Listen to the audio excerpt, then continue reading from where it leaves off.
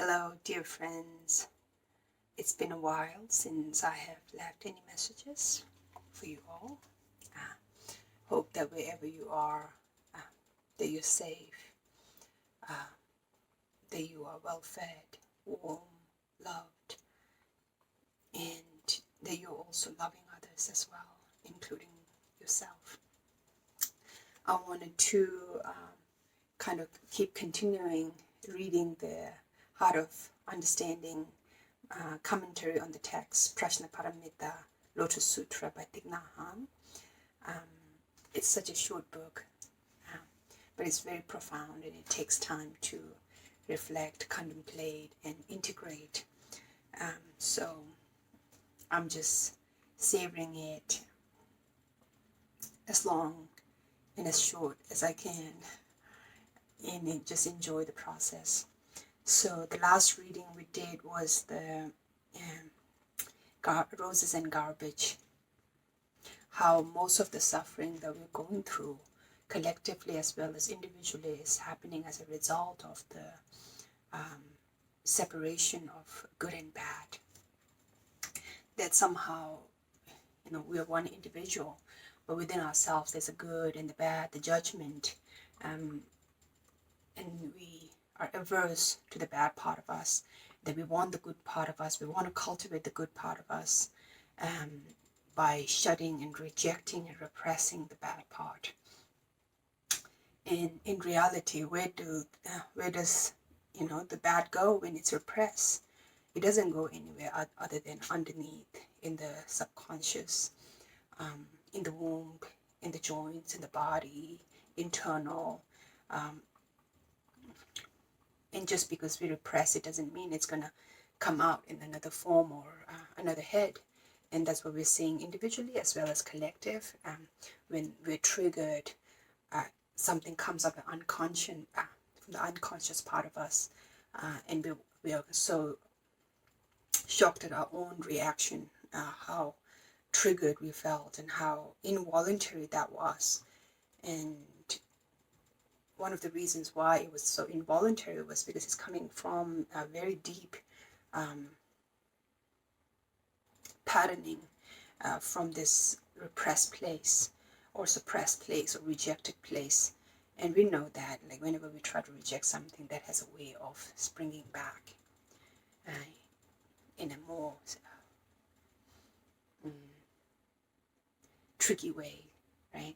So anyways, collectively we're going through that as well, between the swings of right and wrong, right and left, good and evil, white and black, rich and poor, and all of that. Not to say that we don't need to dismantle the inequality. We can definitely do that much more skillfully, instead of swinging to the white at the top, to the black on the top, to rich at the top, to poor at the top, or we can do it more skillfully in a way we can remind each other of our oneness, and we can speak to the truth. Truth has a way of cutting through all the bullshit, right? When we're so enraged and we're righteous, the tone that covers and coats the truth is not being able to be digested by the other side. So we cannot, when we have an opposing view, the way the opposing view is presented to us matters a lot. When the opposing view is presented with such offense, it's easy to defend because we all are egoic beings simultaneously. And so how do we, if we really want to dismantle the inequality and create harmonious and balanced and equitable world, what is the most skillful way of getting there, right? And then we're all trying our best, all the activists, all the non-activists on a daily basis, all the good people, basically everybody's good people. The right-wing people feel like they're the very good people. They're trying to protect something that's sacred to them. And the left wings are feeling like they're very progressive, and they're trying to preserve something that's very valuable. And then the middle people feel like we're very righteous because, this and that, and both of them are this, that, all of that stuff. So basically, what the text asks for is to reflect more deeply so we know what is the truth within ourselves. And what I just expressed is something that I have contemplated and reflected and come to my own conclusion, which is not necessarily how the conclusion that you will come to. And then also we're also always evolving and changing. Whatever is true today might change tomorrow as well.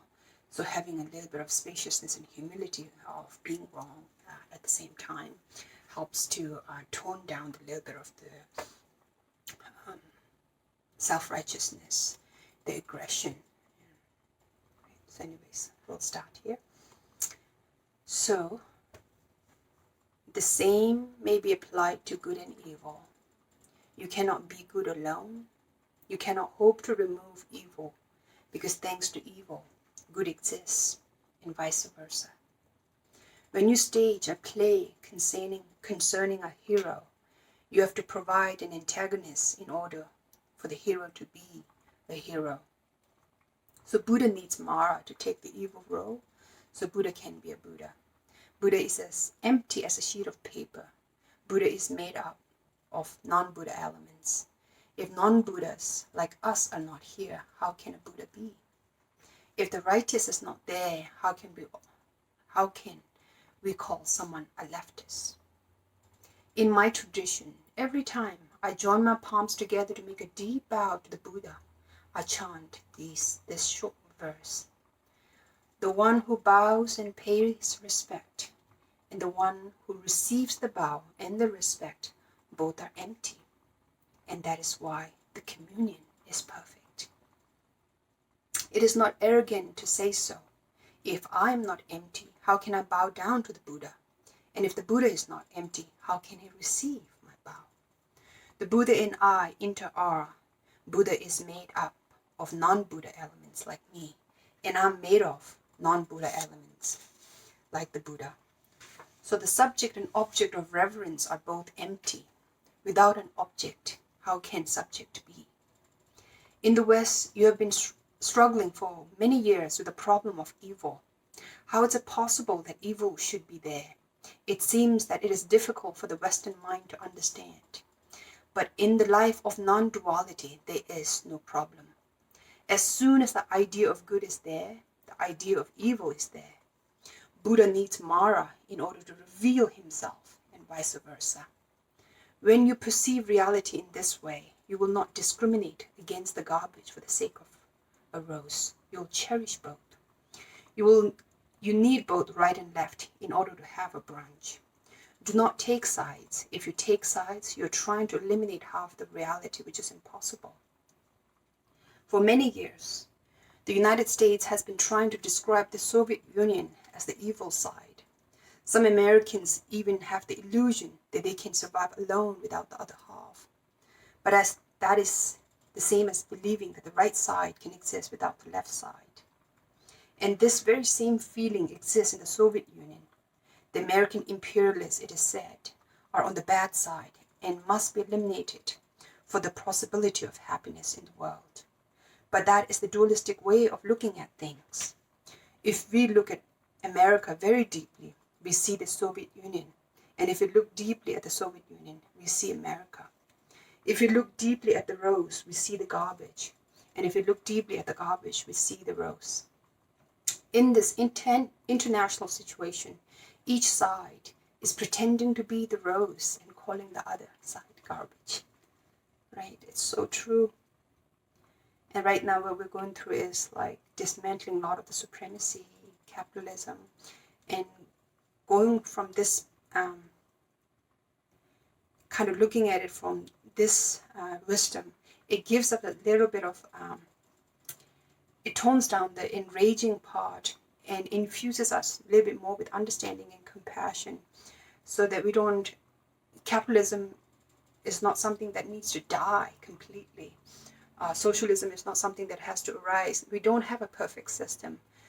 So how do we integrate all of these, right? That capitalism brought us so many goodness, but it also brought us a lot of suffering. So how do we minimize the suffering and then increase the benefit for all?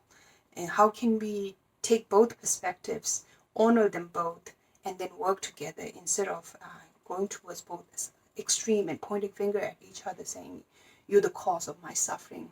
When we really look inward, we know we're the cause of our suffering. There's no white person in my head, doing this, or a Chinese person doing this, or a man doing this, or my parents doing this. There is an internal egoic structure as a result of not knowing the truth, is identified with the good and bad, and this ideology, the conflict in these two ideology is causing conflict inside myself.